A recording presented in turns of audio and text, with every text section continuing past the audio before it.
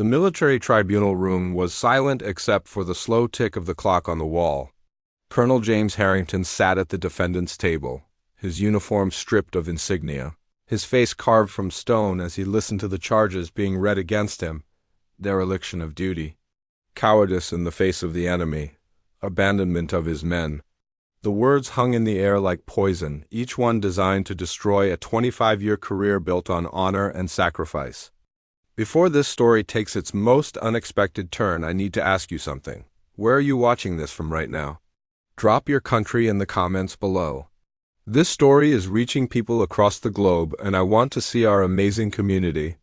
Now, stay close, because what happens next will make you question everything you think you know about truth and judgment. The prosecution had built their case methodically over 3 weeks.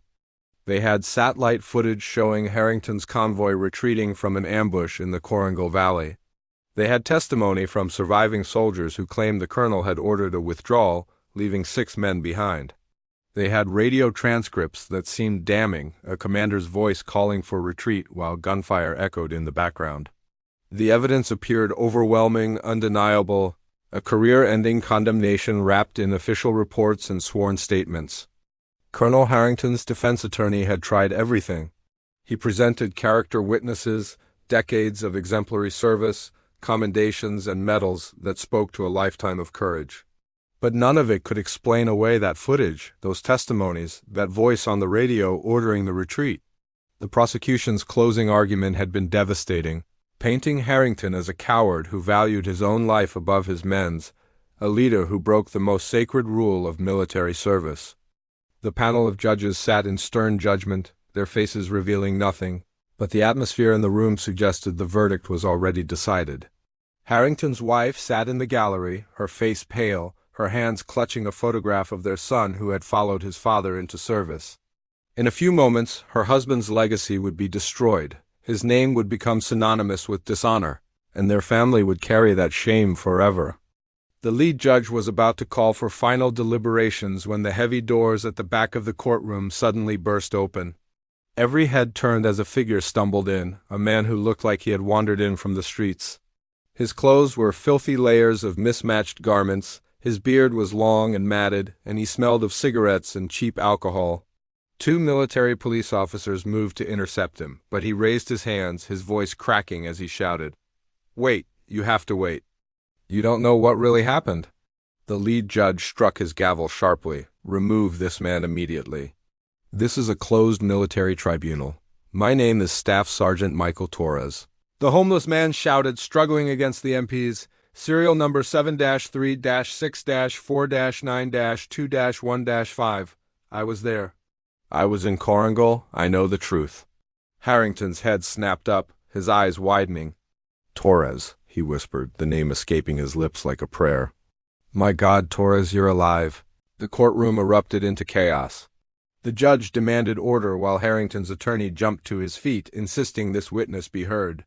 The prosecution objected violently, claiming this was a desperate ploy, that this homeless man was clearly disturbed. But something in Torres's eyes, something in the way Harrington had reacted, made the lead judge pause. "Approach," the judge commanded Torres. "And someone get this man some water. If you think you know how this story ends, think again."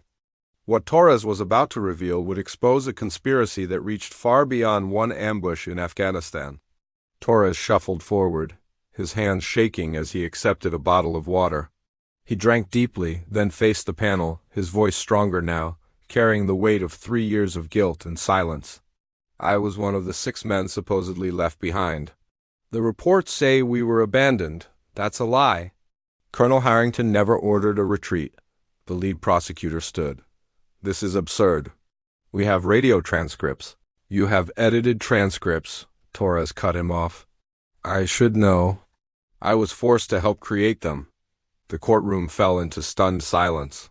Torres continued, his words tumbling out like a dam breaking. "The ambush in Coringal was based on intelligence from Captain Richard Vale. He said we'd be hitting an insurgent weapons cache. But there was no cache. We drove straight into a trap, 30 insurgents waiting in prepared positions. Vale had sold us out, taken money from a Taliban commander to set up that ambush." Harrington closed his eyes, vindication and grief washing over his face, Torres kept talking, his voice growing more urgent. When we were pinned down, Colonel Harrington didn't retreat. He led a team back into the kill zone to extract us. He personally carried 2 wounded men to safety. I saw him take a bullet in the shoulder, keep fighting, keep pulling us out. We all made it because of him. Then where have you been? The prosecutor demanded. Why didn't you come forward? Torres's face crumpled. Because Captain Vale found out I knew about his betrayal. He had connections, powerful friends. He threatened my family, my sister and her kids. He arranged for me to be declared AWOL, dishonorably discharged. He destroyed my records, had me institutionalized for PTSD. When I finally escaped, I had nothing. No credentials, no proof. No one would believe a homeless vet with a mental health record. I've been living on the streets for 3 years, drinking to forget what I knew, hating myself for my silence. He pulled a small device from his jacket, a battered old recording device. But I kept this. Vale didn't know I recorded our last conversation. His confession, his threats, everything. The tribunal played the recording. Vale's voice filled the courtroom, arrogant and cruel, explaining how he had framed Harrington, how he had doctored the reports, how he had paid witnesses to lie. The man had gotten rich from his betrayal and needed someone to take the fall. A decorated colonel made the perfect scapegoat. 2 hours later, Colonel Harrington walked out of that courtroom fully exonerated, his rank restored, his honor intact. Vale was arrested within the day. But Harrington didn't go home. Instead, he put his arm around Torres, the homeless veteran who had sacrificed everything to reveal the truth. You saved my men in Coringal, Harrington said quietly. And you saved me today. Now let me return the favor. 6 months later, Torres stood in a new apartment, clean and sober, working as a consultant on veteran advocacy. Harrington had used every connection he had to restore Torres's military record, secure his benefits, and help him rebuild his life. The 2 men had become inseparable, bound by truth, sacrifice, and the understanding that honor sometimes requires the hardest courage of all. This story reminds us that truth has a power that can't be buried forever, and that the most unlikely heroes often come from the most unexpected places. If this story moved you, if it reminded you that one voice speaking truth can change everything, then hit that subscribe button right now.